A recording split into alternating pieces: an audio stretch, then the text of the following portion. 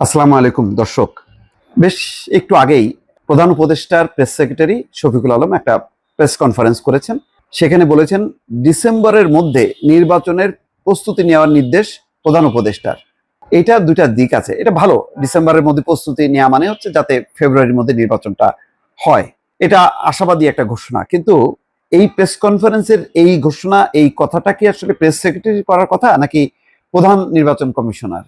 এটা হলো একটা বড় প্রশ্ন, মানুষ ধাক্কা খাবে যে এই ঘোষণা, নির্বাচনটা একেবারেই নির্বাচন কমিশনের ব্যাপার, এটা কোনোভাবেই নির্বাহী বিভাগের না বা প্রধান উপদেষ্টার ব্যাপার না। প্রধান উপদেষ্টা বলতে পারে যে এই সময়ের মধ্যে কিন্তু বাকি প্রস্তুতি কিভাবে, এখানে যেভাবে প্রস্তুতির কথা বলা হচ্ছে সবকিছুই মনে হচ্ছে শফিকুল আলম প্রধান নির্বাচন কমিশনার অথবা নির্বাচন কমিশনার সেভাবে তিনি বলছেন। এইগুলি কিন্তু মনে রাখা দরকার যে আমার অনেকগুলো ক্ষমতা আছে, সেই ক্ষমতাগুলো আমি যদি এককভাবে ব্যবহার করতে থাকি তাহলে কিন্তু সেই আগের মতন অবস্থা হবে। ওই যে শেখ হাসিনা যখন মনে করবেন তখন নির্বাচন দেবেন কি দেবেন না সবকিছু শেখ হাসিনার উপর। আমরা তো এটার বিকেন্দ্রীকরণ চাই, আমরা চাই যে সবগুলো প্রতিষ্ঠান তার মতন করে অ্যাক্ট করুক।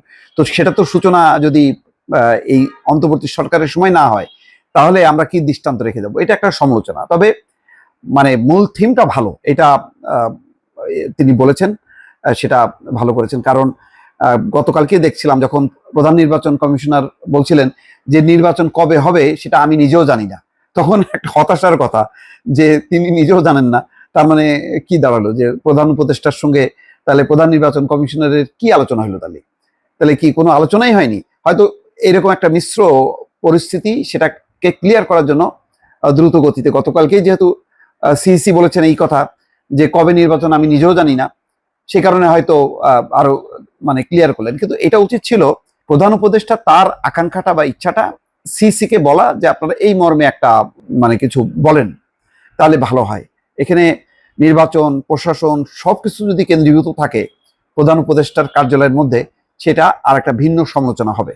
যাই হোক, এখন কি নির্দেশনা দিয়েছেন? ফরেন একাডেমিতে রাত 8টার দিকে শফিকুল আলম বলছেন যে নির্বাচন ঘিরে আইন শৃঙ্খলা বিষয়ে সব প্রস্তুতি ডিসেম্বরের মধ্যে নিতে বলেছেন প্রধান উপদেষ্টা।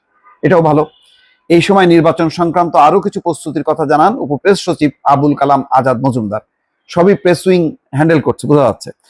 ত্রয়োদশ জাতীয় সংসদ নির্বাচন বিষয়ে হওয়া কিছু অগ্রগতি নিয়ে এই সম্মেলন ডাকা হয়। এটাও আর একটা দুর্ভাগ্যজনক যে এই অগ্রগতির কথাটা মানে নির্বাচন ভবন যেটা আছে, যেখানে নির্বাচন সিসি আছেন, অন্যান্য কমিশনার আছেন, তারা বললে ভালো হতো। আবারও রিপিট করলাম।